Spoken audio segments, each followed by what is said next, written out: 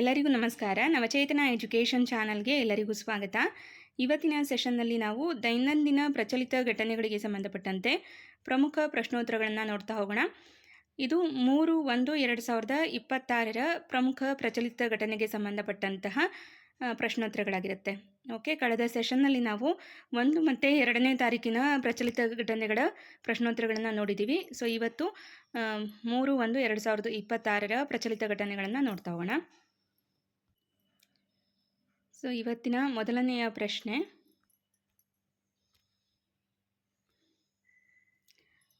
ನಾಮಮಾತ್ರದ GDP ಪ್ರಕಾರ ಭಾರತವು ಇತ್ತೀಚೆಗೆ ವಿಶ್ವದ ಎಷ್ಟನೆಯ ಅತಿ ದೊಡ್ಡ ರಾಷ್ಟ್ರವಾಗಿದೆ ಅಂತ ಕೇಳಿದ್ದಾರೆ.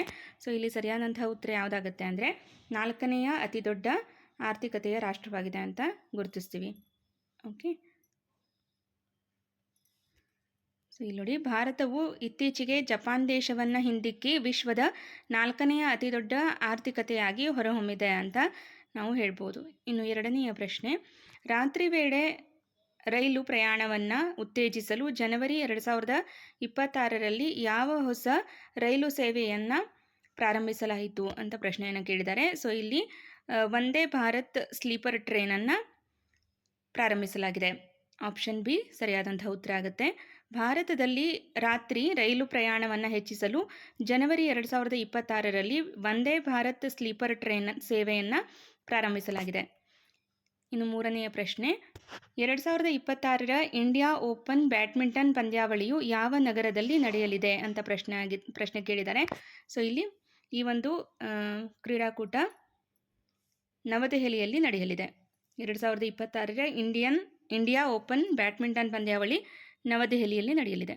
ಓಕೆ, ಸೊ ನೆಕ್ಸ್ಟ್ 4ನೆಯ ಪ್ರಶ್ನೆ, ಜನವರಿ 2026ರಲ್ಲಿ ಭಾರತದಲ್ಲಿ ಹವಾಮಾನ ಮುನ್ಸೂಚನೆ ಏನಾಗಿದೆ ಅಂದರೆ ಸಾಧಾರಣಕ್ಕಿಂತ ಕಡಿಮೆ ತಾಪಮಾನವನ್ನು ಹೊಂದಿದೆ ಅಂತ ಹೇಳ್ಬೋದು.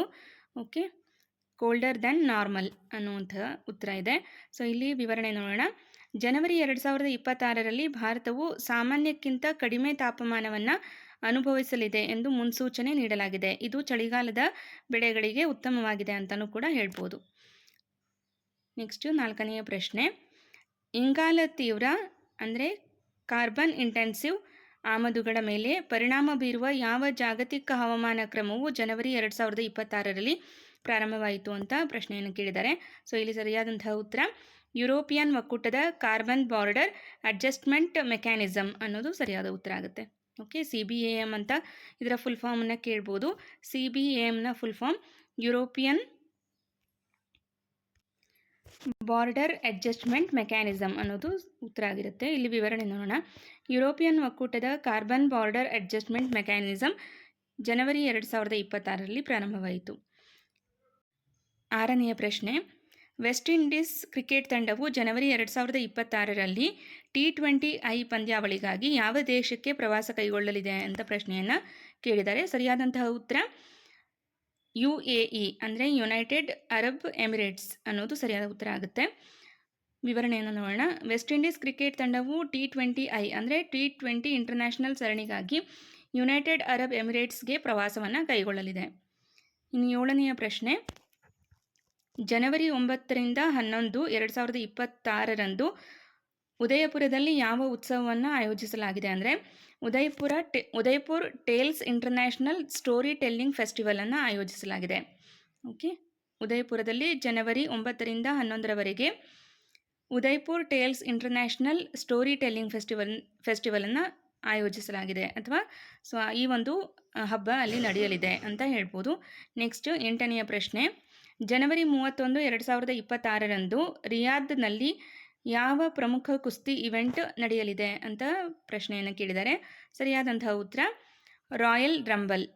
ಓಕೆ, ಪ್ರಮುಖ ಕುಸ್ತಿ ಇವೆಂಟ್ ಆದ ರಾಯಲ್ ರಂಬಲ್ ರಿಯಾದಲ್ಲಿ ಜನವರಿ 31, 2026ರಂದು ನಡೆಯಲಿದೆ.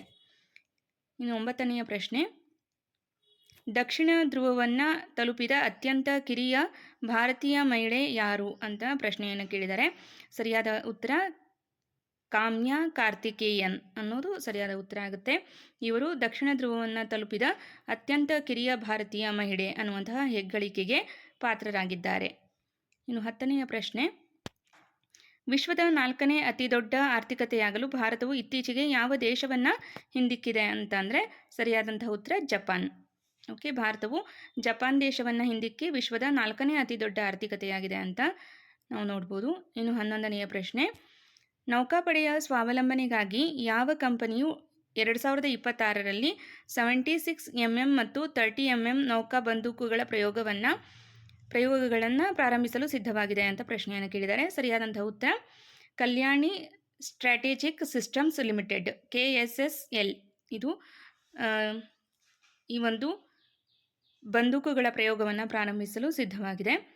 ಕಲ್ಯಾಣಿ ಸ್ಟ್ರಾಟಜಿಕ್ ಸಿಸ್ಟಮ್ಸ್ ಲಿಮಿಟೆಡ್ ಸಂಪೂರ್ಣವಾಗಿ ಭಾರತೀಯ ನಿರ್ಮಿತ 76 mm ಮತ್ತು 30 mm ನೌಕಾ ಬಂದೂಕುಗಳ ಪರೀಕ್ಷೆಯನ್ನು ಪ್ರಾರಂಭಿಸಲು ಸಿದ್ಧವಾಗಿದೆ. ಇನ್ನು 12ನೆಯ ಪ್ರಶ್ನೆ, KSSL ಅಂದರೆ ಈ ಹಿಂದಿನ ಪ್ರಶ್ನೆಯಲ್ಲಿ ನೋಡಿದ್ವಲ್ಲ, ಸೊ ಅದರ ಫುಲ್ ಫಾರ್ಮನ್ನು ನೀವು ಈಗ ಆಲ್ರೆಡಿ ನೋಡಿದ್ದೀರಾ. KSSL ವಿನ್ಯಾಸಗೊಳಿಸಿದ 30 mm ನೌಕಾ ಬಂದೂಕು ಯಾವಾಗ ಪರೀಕ್ಷೆಗೆ ಸಿದ್ಧವಾಗುವ ನಿರೀಕ್ಷೆ ಇದೆ ಅಂತ ಪ್ರಶ್ನೆಯನ್ನು ಕೇಳಿದ್ದಾರೆ. ಸರಿಯಾದಂಥ ಉತ್ತರ ಆಗಸ್ಟ್ 2026. 30 mm ನೌಕಾ ಬಂದೂಕು ಆಗಸ್ಟ್ 2026ರ ವೇಳೆಗೆ ಪರೀಕ್ಷೆಗೆ ಸಿದ್ಧವಾಗಲಿದೆ ಎಂದು ಅಂದಾಜಿಸಲಾಗಿದೆ. 13ನೆಯ ಪ್ರಶ್ನೆ, ಹೊಸ ವರ್ಷದ ದಿನದಂದು BSNL ಯಾವ ಹೊಸ ಸೇವೆಯನ್ನು ಪ್ರಾರಂಭಿಸಿತು ಅಂತ ಕೇಳಿದ್ದಾರೆ. ಸರಿಯಾದಂತಹ ಉತ್ತರ voice over wifi. Okay, voice over wifi ಅನ್ನುವಂತಹ ಹೊಸ ಸೇವೆಯನ್ನು BSNL ಪ್ರಾರಂಭಿಸಿದೆ. ಓಕೆ, ಸೊ ಇಲ್ಲಿ BSNL ಹೊಸ ವರ್ಷದ ದಿನದಂದು ಭಾರತದಾದ್ಯಂತ ವಾಯ್ಸ್ ಓವರ್ ವೈಫೈ ಅಥವಾ ವೈಫೈ ಕಾಲಿಂಗ್ ಸೇವೆಯನ್ನು ಪ್ರಾರಂಭಿಸಿತು. 14ನೆಯ ಪ್ರಶ್ನೆ, BSNLನ ವೈಫೈ ಅಂದರೆ ವಾಯ್ಸ್ ಓವರ್ ವೈಫೈ ಸೇವೆಯು ಯಾವ ತಂತ್ರಜ್ಞಾನದ ಮೇಲೆ ಕಾರ್ಯನಿರ್ವಹಿಸುತ್ತದೆ ಅಂತ ಅಂದರೆ ಇಲ್ಲಿ ಸರಿಯಾದಂತಹ ಉತ್ತರ internet protocol multimedia subsystem. So ಈ ಒಂದು ತಂತ್ರಜ್ಞಾನದ ಮೇಲೆ ಕಾರ್ಯವನ್ನು ನಿರ್ವಹಿಸುತ್ತದೆ. ವೈಫೈ ಸೇವೆಯು ಇಂಟರ್ನೆಟ್ ಪ್ರೋಟೋಕಾಲ್ ಮಲ್ಟಿಮೀಡಿಯಾ ಸಬ್ಸಿಸ್ಟಮ್ಸ್ ತಂತ್ರಜ್ಞಾನದ ಮೇಲೆ ಕಾರ್ಯನಿರ್ವಹಿಸುತ್ತದೆ. ಇದು ವೈಫೈ ಮತ್ತು ಮೊಬೈಲ್ ನೆಟ್ವರ್ಕ್ಗಳ ನಡುವೆ ಸುಗಮ ಸಂಪರ್ಕವನ್ನು ಕಲ್ಪಿಸುತ್ತದೆ. ಸೊ ಇವತ್ತಿನ ಕೊನೆಯ ಪ್ರಶ್ನೆ, BSNLನ ವಾಯ್ಸ್ ಓವರ್ ವೈಫೈ ಸೇವೆಯ ಪ್ರಮುಖ ಉಪಯೋಗವೇನು ಅಂತ ಅಂದರೆ ಮೊಬೈಲ್ ಸಿಗ್ನಲ್ ದುರ್ಬಲವಾಗಿರುವಲ್ಲಿ ವೈಫೈ ಬಳಸಿ ಕರೆ ಮಾಡುವುದು. ಸೊ ಇದೊಂದು ಹೊಸ ಸೇವೆಯಾಗಿರುತ್ತೆ, ಬಹಳಷ್ಟು ಜನರಿಗೆ ಯೂಸ್ಫುಲ್ ಆಗಿರುತ್ತೆ ಅಂತ ಭಾವಿಸ್ತೀನಿ. ಸೊ ಇದಿಷ್ಟು ಏನಾಗಿತ್ತು ಇವತ್ತಿನ ಪ್ರಶ್ನೆ ಆಗಿತ್ತು. ವಿವರಣೆಯನ್ನು ಕೂಡ ಒಂದ್ಸಲ ನೋಡ್ಕೊಂಡ್ಬಿಡೋಣ. ಈ ಸೇವೆಯು ಮೊಬೈಲ್ ಸಿಗ್ನಲ್ ದುರ್ಬಲವಾಗಿರುವ ಮನೆ ಅಥವಾ ಕಚೇರಿಗಳಂತಹ ಸ್ಥಳಗಳಲ್ಲಿ ಅದೇ ಮೊಬೈಲ್ ಸಂಖ್ಯೆಯನ್ನು ಬಳಸಿಕೊಂಡು ವೈಫೈ ಮೂಲಕ ಧ್ವನಿ ಕರೆಗಳನ್ನು ಅಂದರೆ ವಾಯ್ಸ್ ಕಾಲ್ಗಳನ್ನು ಮಾಡಲು ಅನುಮತಿಸುತ್ತದೆ. ಸೊ ಒಂದು ಯೂಸ್ಫುಲ್ ಆದಂತಹ ಟೆಕ್ನಾಲಜಿ ಅಂತ ಹೇಳ್ಬೋದು. ಸೊ ಇದನ್ನು BSNL ಪ್ರಸ್ತುತಪಡಿಸ್ತಾ ಇದೆ. ಸೊ ಇದಿಷ್ಟು ಇವತ್ತಿನ ಪ್ರಮುಖ ಪ್ರಶ್ನೋತ್ತರಗಳಾಗಿತ್ತು. 3/1/2026ರ ಪ್ರಚಲಿತ ಘಟನೆಗಳನ್ನು ಆಧರಿಸಿ ಆಯ್ದುಕೊಂಡಂತಹ 15 ಪ್ರಮುಖ ಪ್ರಶ್ನೋತ್ತರಗಳು ನಿಮಗೆ ಎಲ್ಲ ಪರೀಕ್ಷೆಗೆ ಉಪಯುಕ್ತವಾಗಿರುತ್ತೆ ಅಂತ ಭಾವಿಸ್ತೀನಿ. ಇವತ್ತಿನ ಸೆಷನ್ ಬಗ್ಗೆ ನಿಮ್ಮ ಅಭಿಪ್ರಾಯ ಅನಿಸಿಕೆಯನ್ನು ಕಮೆಂಟ್ ಮಾಡಿ ತಿಳಿಸಿ. ಮತ್ತು ತರಗತಿ ಇಷ್ಟ ಆಗಿದ್ದರೆ ಲೈಕ್ ಮಾಡಿ ಅಂತ ಹೇಳ್ತಾ ಈ ತರಗತಿಯನ್ನು ಇಲ್ಲಿಗೆ ಎಂಡ್ ಮಾಡ್ತಾ ಇದ್ದೀನಿ. Thank you all.